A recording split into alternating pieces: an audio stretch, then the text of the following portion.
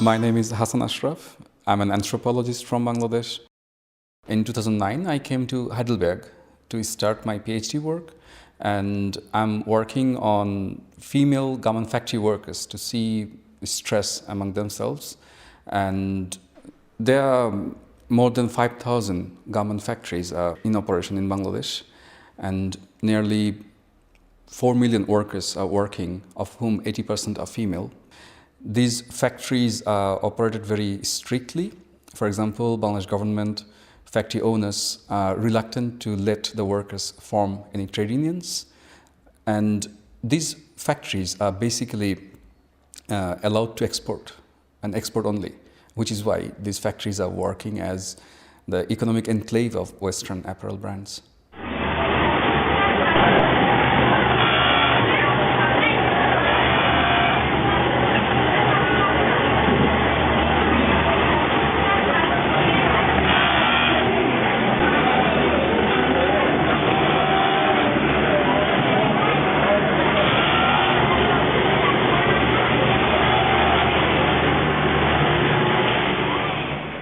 To experience the workers' working life and life in general, I conducted 13 months of fieldwork in Dhaka, and I worked in one garment factory as a full-time worker for more than 6 months.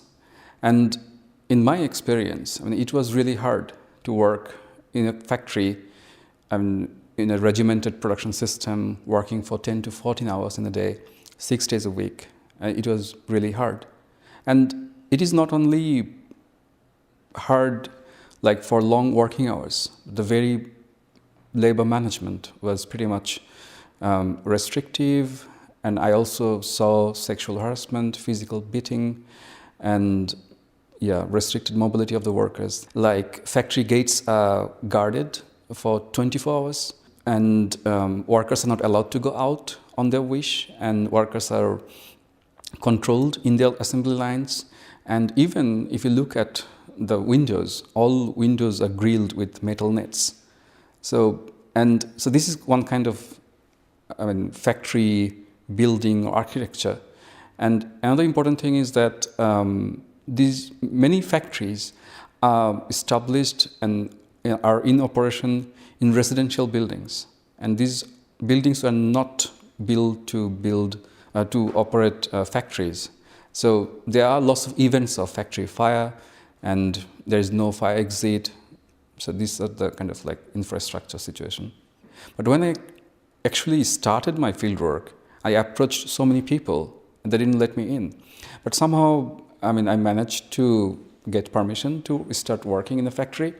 And then it was more challenging because I found myself in a very strange position, because it was really difficult at the beginning to establish the mutual friendship and trust. And for the first month, I didn't ask any question. I answered questions.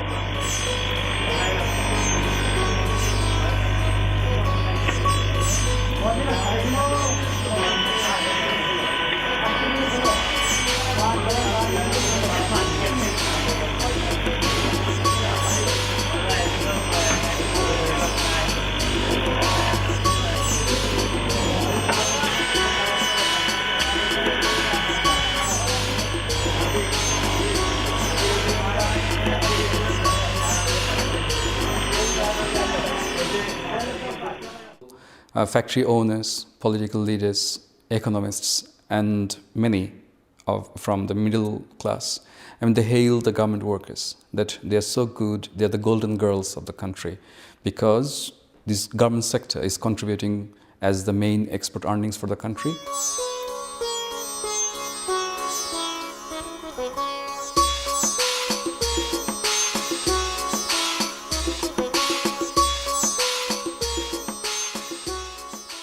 It has some kind of paradoxes. For example, the worker who are working in these garment factories, especially the female workers, they are labeled as garmenter meye in Bangla or garment girl in English, and it is used to denote someone with loose moral and low standard and low taste in fashion. And workers demanded like at least 50 euro equivalent money per month. And then owners didn't want to agree, but at the end, after lots of labor protests and movements, owner agreed to pay minimum wage as 30 euro per month. And I mean, one can argue that all factories are not same. And there are good factories, there are bad factories, factories with better facilities. But the bottom line is that all factories are paying the same minimum wage. And for example, Gucci, Armani, Versace, Tommy Hilfiger, the wage they're paying, the same wage are paid by Kik, Lidl, H&M, this kind of brands. And to understand this, we have to look at the Western fashion industry. And this Western fashion industry is largely depending on mass production, and it is not producing in Western countries.